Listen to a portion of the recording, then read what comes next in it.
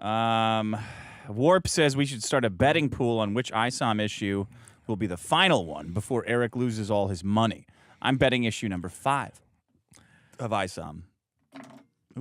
It's one of these things where, like, if he just stops spending the money, he could do this forever. Yeah. But he can't. Yeah, why? Because he's insane. Gotta show off. Well, I'm hiring Chuck. Look, I understand Eric July's mindset. His mindset is go big or go home. The only way I get... I'm not going to get the TV show and the animated series and the movie if I slow roll it and build up a character organically. What it is? I have to catch people off guard with a blast of success so hot and heavy that Steamy. The Daily Wire can't help but invest their Lady Ballers money right back into it. It's BBC marketing. Which was a good plan until he fucked with us and screwed it all up. Yeah. He could have like, man, I don't know. We'll see. He could have fucked with me forever. I think fucking with Nick Rekieta and Ethan Van Sciver was a bad move.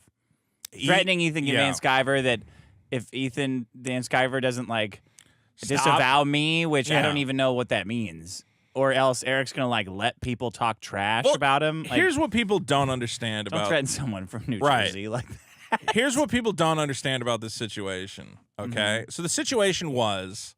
Yeah. Ethan Van Sciver, who is a smart guy, read ISOM, and he went, well, this kind of sucks. Like, he knew it wasn't good. But he also knew he wasn't really in a position to, like, say it sucks because it's not his role. Well, what's the point? Why say anything sucks? It doesn't help you, right? Right. Well, he's just another comic. It's Hollywood. Like, hey, I read it. Good job. That's the I have no problem with people doing that. I've already said, like, it's totally fine for Eric's friends to go, well, we just support him and we want him to succeed. Just don't go out and lie and say, oh, also it's the greatest comic ever made. Okay, well, now you're fucking around. Just say you like him and you want him to succeed. Mm-hmm. Okay, so then when you reviewed it and brought up all the shit that Ethan saw, he's like, yeah, I saw that. Yeah, I know that's a problem. Yeah. And then he's like, well, I hope Ethan hears some. He's like, I hope, what do you call it? I hope Eric hears some of this and listens to it. And Eric goes, everything he said was wrong and my comic is perfect. And that was all about marketing. That was the moment I think Ethan Van Sciver went, okay, well, I gotta say something.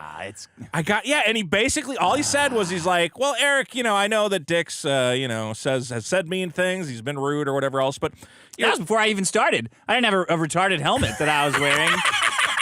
This is way before time. I wasn't playing the Shaft theme song over your clips, right? That's what Eric doesn't understand is Ethan was genuinely trying to help by being like, hey, some of that shit Dick said, like, actually pay attention to it and it will make your next comic better. And all Eric heard was, why are you giving my enemies ammunition? You need to get in line, blah, blah, blah. That was the scenario. You need to get back on the plantation, Ethan Van Sciver. You need to get back on the Rippaverse Plantation, son. Over here with Chuck Dixon. Ethan was genuinely trying to help him by being like... It was a little bit of tough love of being like... And Yellowflash is like, that's right, Mr. Candy. That's right, Mr. Rippaverse. Oh, yeah. The Rippaverse is the biggest plantation in comics. I'm Yellowflash. Look, you I can use don't pay my artists nothing. Want. I don't pay my... Right, Mr. Rippaverse? Yeah, that's how we do it at the Rippaverse. We don't pay artists nothing. Working for us is a privilege. He's yelling at his artist. I don't know if we need a plantation metaphor to get this across. It's just a metaphor. It's just a metaphor. It's any kind of metaphor. It's a common metaphor that people use. Yeah, all the time. It's not a big deal. Every day, people are going, like on the plantation. They say, get back on the plantation, Ethan Van Sciver. Whoopsha! Get back on y'all. The point is that Ethan was genuinely just trying to wake Eric up and be like, bro, you got to listen to some of these critics because, I don't want to be the one to give you the tough love, but you got some problems here. Eric saw it as a betrayal. And that's how we ended up where we are. I was gonna say, Same with Nick Rekieta, where Nick Rekieta was trying to give him legitimate legal advice, like shut the fuck up. And he's like, why do you hate me? Why do you want my employees to die at the hands of Riley? No, but listen, he's like, that's not what it is, man. I just think you need to stop. Eric said that I want him bankrupt and dead. Yeah. Or dead and bankrupt. Yeah, he says these people want me dead. I don't know what that's about. And bankrupt. But he's got it backwards. Right, he's got to I want him bankrupt first. and dead. There you go. I was gonna say I was Disavow. gonna be Eric and call Ethan Van Sciver an inker, but in that accent, Right. like as a slur. But then just I did- realized right before I did it that that's too It's close. not gonna play on and it would be YouTube. funny, but it's too close. He's just an anchor. You know, good you know. I know. We got you it. know. All right. Somebody can dub it in later. No. But get it?